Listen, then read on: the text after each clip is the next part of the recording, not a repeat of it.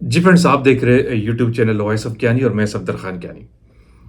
अच्छा फ्रेंड्स, मुझे काफ़ी मेल्स मिलती है और कुछ आप लोगों के सवाल भी आते रहते हैं कि हमें कंपनी के अंदर जिस फर्मों में हम जॉब करते हैं, जिस जगह पे जिस डिपार्टमेंट में जॉब करते हैं, अच्छा सैलरी इंक्रीमेंट नहीं मिलता एनुअल बेसिस पे और कुछ लोगों के बाय एनुअल भी लग जाते हैं। ऐसा भी होता है इंडस्ट्री के अंदर, अगर डिपेंड करता है कंपनी के ऊपर।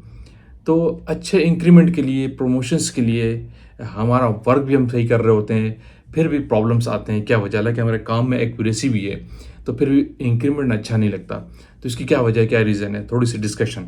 तो आज इस वीडियो में आपको बताता हूँ कि आप कितने ही अच्छे काम क्यों ना कर रहे हो, लेकिन फिर भी आपका सैलरी इंक्रीमेंट अच्छा नहीं लगता, इसके पीछे कुछ बातें हैं।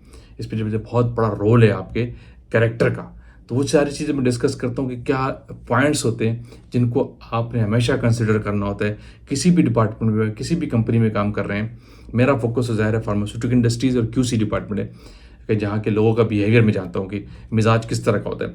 तो किससे आपको कैसे काम करना है जिससे आपका अच्छा सैलरी इंक्रीमेंट मिले। मैं कुछ पॉइंट आपको बताता हूँ, उसको आप अपने जहन में रखना है। देखिए, आपकी परफॉर्मेंस 100% ही क्यों ना हो, तो कुछ ऐसे फैक्टर हैं जो आपके इंक्रीमेंट को, आपकी प्रमोशंस को इफ़ेक्ट करते हैं। जिसमें नंबर 1 पॉइंट है आपकी एब्सेंटिज़्म, पंक्चुअलिटी। अगर आप कितनी अच्छा काम क्यों नहीं करते हो डिपार्टमेंट के अंदर, आपके काम में एक्यूरेसी है, परफेक्ट हैं आप, लेकिन अगर आप कंपनी में पंक्चुअल नहीं है, 1 दिन आते हैं, 2 दिन नहीं आ रहे, 2 दिन आ रहे हैं, तीसरे दिन छुट्टी करते हैं, मंथ में आपकी 4 से 5 एब्सेंट्स लग जाती हैं, आपकी टाइमिंग सेट नहीं है। मिसाल के तौर पे सुबह कंपनी की इन का टाइम है, 8 बजे का कंपनी में टाइम है और ग्रेस टाइम आपको 15 मिनट या 10 मिनट दिया हुआ है, लेकिन आप आते हैं ग्रेस टाइम के बॉर्डर पर। ये चीज़ भी कंपनी नोट करती है। मिसाल के तौर पर ग्रेस टाइम आपको 15 मिनट मिला है और आप कंपनी के अंदर 8:13 पे आते हैं, तो मैनेजमेंट इस चीज़ को मंथली आपकी शीट निकाल कर चेक कर रही होती है, आपको पता भी नहीं होता। तो इसीलिए आपने अपने आप को पंक्चुअल रखना है कंपनी के अंदर।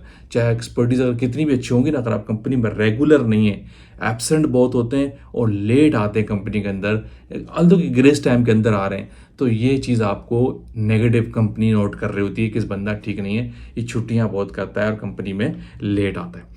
तो अपने अंदर से ये चीज़ आपने ख़त्म करनी है। अगर अच्छा इंक्रीमेंट और प्रमोशंस भी साथ-साथ मैं कहूँगा, दोनों चीज़ें साथ ही आ जाती हैं, तो आप अपनी वर्क टाइमिंग कंपनी के अंदर ठीक करें और पंक्चुअल हो जाए। एब्सेंटिज़्म कम से कम करें, कंपनी को जितना टाइम देंगे कंपनी इस चीज़ को कंसिडर करती है।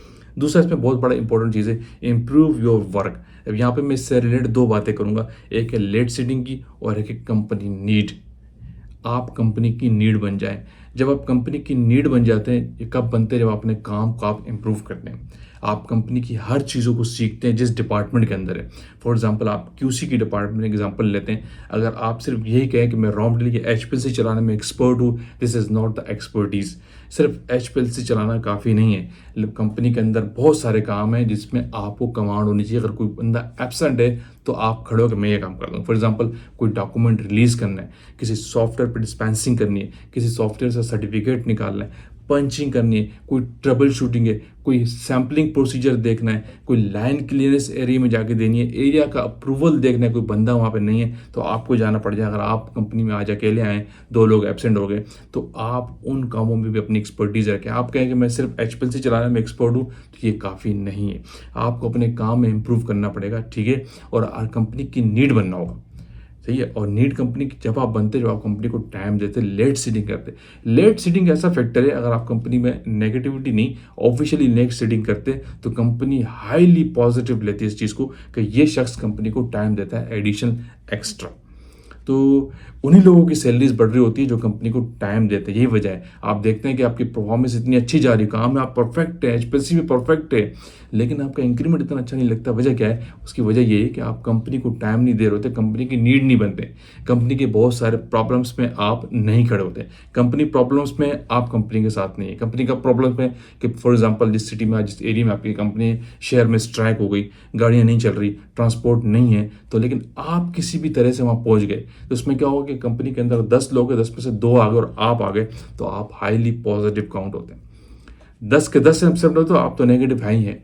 तो जब कंपनी ट्रबल में आई, इस इलाके में, एरिया में स्ट्राइक है, प्रॉब्लम से आज ट्रांसपोर्ट नहीं है, लेकिन आप पहुँच गए किसी तरीके से यहाँ वहाँ से लिफ्ट लेके जैसे तैसे आप पहुँच गए, तो ये आपका हाईली पॉजिटिव काउंट होता है। तो ये चीज़ें होती हैं आपकी कंपनी में जो आपके इंक्रीमेंट में आपको रेज़ करती हैं, ऊपर लेके आती हैं। हम इन चीज़ों को कंसिडर नहीं कर रहे होते कि हम सिर्फ परफॉर्मेंस पे फोकस कर रहे हैं कि मैं काम ठीक कर रहा हूँ, मेरा इंक्रीमेंट अच्छा लगेगा। इंक्रीमेंट सिर्फ काम पे नहीं बेस कर रहा होता, कंपनी आपको ओवरऑल ऊपर से नीचे तक आपका बिहेवियर, आपकी वर्किंग, आपकी परफॉर्मेंस, आपकी नीड, आप हर चीज़ देखती है कंपनी।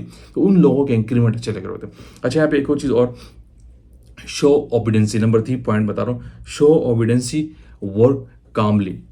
यानी आपने अपने बिहेवियर में ना ओबिडेंसी आपने रखनी है और कामली काम करना है आपने, खामोशी से अपने काम से काम। सही है, कोई गलत चीज़ होते हुए आपने नहीं देखना, कोई नॉन कंप्लायंस चीज़ जा रही हो तो वहाँ पे आपने खामोश नहीं रहना, वहाँ आपने बात करनी है, लेकिन थ्रू प्रॉपर चैनल।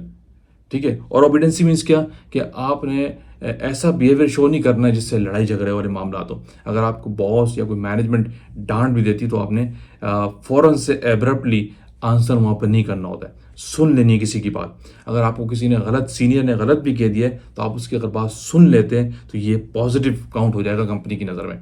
कंपनी की मैनेजमेंट की नज़र में आपका एक सॉफ्ट कॉर्नर बिल्ड हो जाता है। हाँ, इस चीज़ को भी लोग कंसिडर नहीं करते। हल्का सा कोई आपको डांट दिया, कुछ कह दे तो हम फ़ौरन वहीं से वही रिप्लाई दे देते कि ये मेरा जूनियर था, ये मेरा सीनियर था।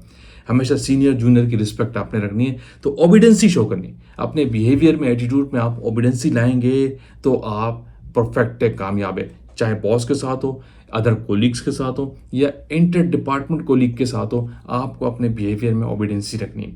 ये चीज़ हमेशा रखें। वही लोगों का इंक्रीमेंट अच्छा लग रहा था जो खामोशी से काम करते हैं, किसी के दूसरों को मामलात में नहीं उलझते, लेकिन जहाँ नॉन कंप्लायंस की बात होती है वहाँ वो खड़े होते हैं, वहाँ खामोश नहीं रहते। तो ये चीज़ पॉइंट बहुत इंपॉर्टेंट है कि आपने अपने बिहेवियर में एटीट्यूड, बहुत इंपॉर्टेंट चीज़ है। अगर कंपनी में एटीट्यूड आपका ठीक नहीं है तो आप आगे जा ही नहीं सकते।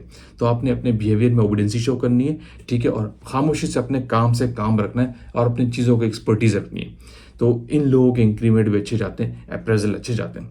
नंबर 4 एक पॉइंट और बताऊंगा, नेवर शो नेगेटिविटी। अपने बिहेवियर, एटीट्यूड में आपने कभी भी नेगेटिविटी शो नहीं करनी। मैं इसको 110% लोगों को बार बार कहता हूँ कि आप HPLC क्या 10 HPLC चलाने की एक्सपर्ट ही क्यों ना हो जाए, कंपनी की नीड ही क्यों ना हो जाए, लेकिन अगर आप बदतमीज़ हैं, बिहेवियर आपका ठीक नहीं है, एटीट्यूड आपका ठीक नहीं है, लोगों से ठीक तरीके से बात नहीं करते, तो कंपनी को आपकी नीड नहीं होगी, आप कंपनी के बाहर हो जाएंगे।